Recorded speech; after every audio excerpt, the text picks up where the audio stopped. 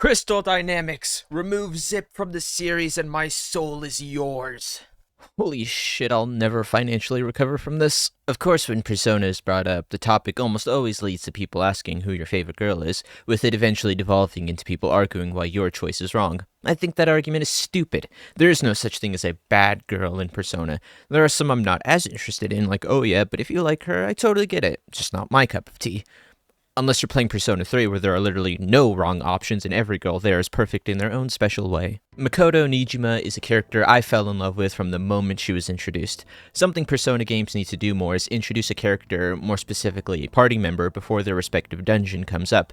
One of the reasons Neato gets a lot more praise than someone like Haru does is because she was first introduced during Kanji's dungeon. You know, the second one in the game, where Haru's gets little bits and pieces but isn't introduced as an actual character until the Okumura Palace comes up. Makoto's first shown to us during Yusuke's Palace, which gives us a little time to figure out the kind of person she is beforehand. This perfect, rule-abiding student council president who at first is in direct opposition to the Phantom Thieves, something that wouldn't normally concern her since it has nothing to do with her studies, but it's kind of like strong-armed into it by the principal. When I first played Persona 5, I didn't know how fast travel was a thing for quite some time, and I think we all had that experience of trying to find the damn Ginza line. Unfortunately, for me, however, I had to keep looking for it since I thought you had to use it every time you wanted to leave Central Street.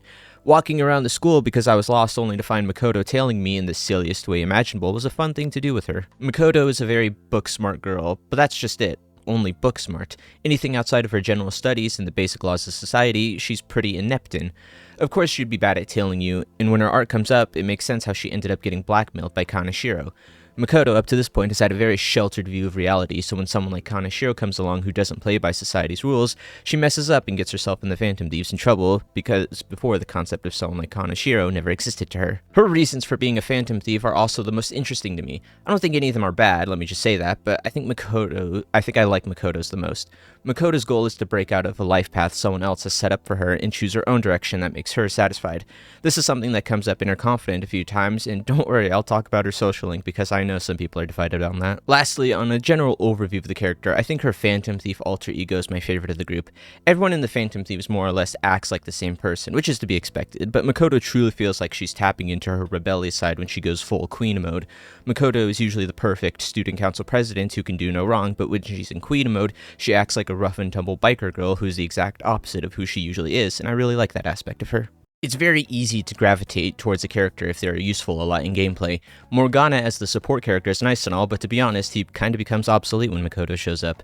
Makoto is one of the most versatile Phantom Thieves who isn't Joker. She has healing skills while not as strong as Morgana's are, but they're good enough.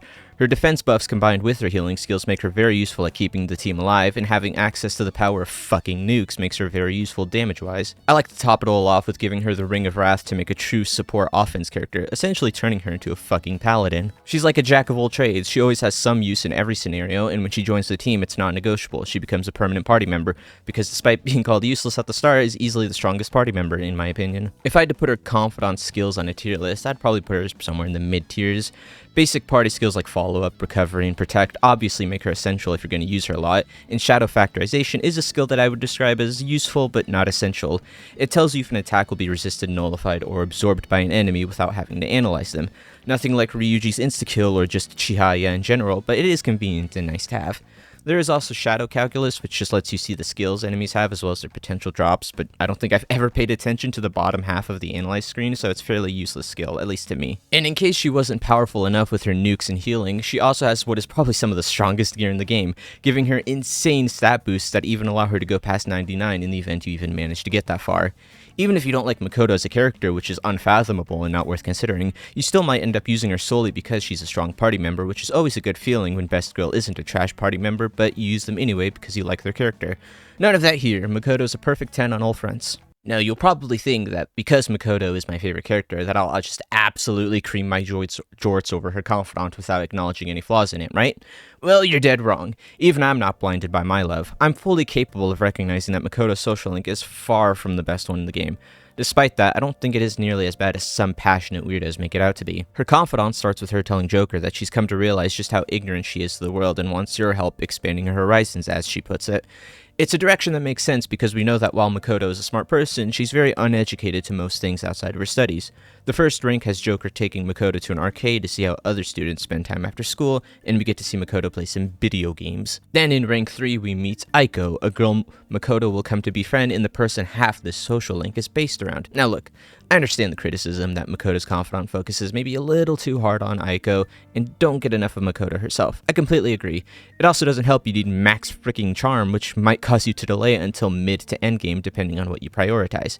I wish more of the confidant was focused on the original goal of just broadening her horizons, but I think writing the whole thing off because Aiko is so prominent is silly because there is still some good development for Makoto in these scenes. Aiko is very similar to Makoto pre-Phantom Thief, a naive girl unaware of the true nature of people, which is how she ends up almost getting scammed by What's-His-Nuts. Makoto is using her new life experiences to help Aiko, almost like she's helping her past self. Maybe that's one of the reasons she's doing it. In rank 7, Makoto opens up to Jonkler about how her father and how he died investigating criminals in Shinjuku, and how Makoto wants to be more like her father, which will end with her telling the player she aims to be a police commissioner at the end of the Confidant. It's funny because it ends with her stopping a criminal in Shinjuku, almost like she's picking up where her father left off, albeit in a much smaller scale, but it is a cute parallel. Kinda like when you have a fight or fire relative and he lets you ride in the fire truck. Makoto is my favorite Persona character of all time, but I think I'd put her Confidant maybe in the middle tiers somewhere. My favorite Persona 5 social links are ones like Ryuji's, Kawakami's, and Ann's, but to be honest, I don't necessarily think Makoto's social link needed to be good. Makoto is very front and center in the main story, thankfully, so much so you can probably remove Joker and she would be an amazing protagonist. People give Kanashiro's palace flack because, unlike the rest of the palaces, his doesn't have any personal or emotional ties to any of the cast, and most importantly Makoto. He just threatens them for money. This becomes less of an issue for her when Sai's palace comes up, who has plenty of personal and emotional ties to Makoto, you know, being her sister and all. We get to learn about her relationship with her sister and how their father's death affected both Makoto and Sai. Now we have two whole palaces where Makoto gets the center stage, and that's excluding the fact that since she's the brains of the operation, she's almost always taking the lead in most conversations between cast, giving her more screen time than most. Would an excellent 10 out of 10 confidant centered around Makoto be ideal? Sure, but because she is so prominent throughout the story, I'm willing to forgive it a little more since it wasn't needed to make me like the character more than I already do.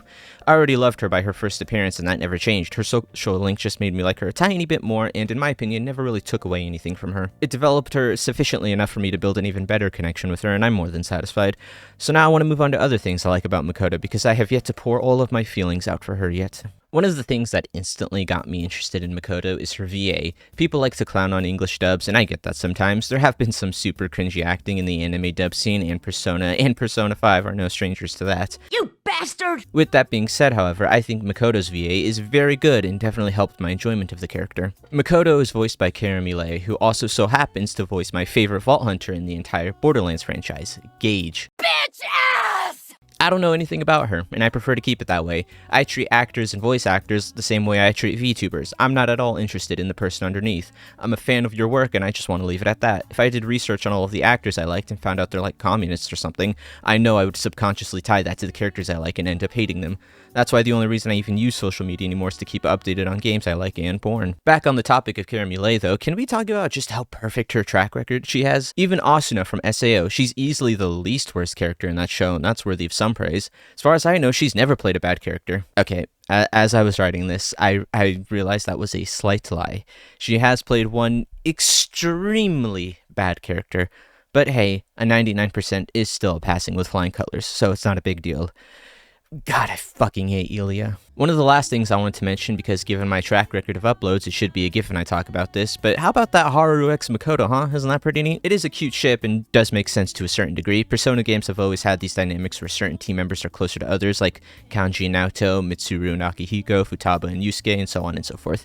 Makoto and Haru definitely have that dynamic. Being the only two 30-years, they definitely have more opportunities to be closer with one another than they do the rest of the team.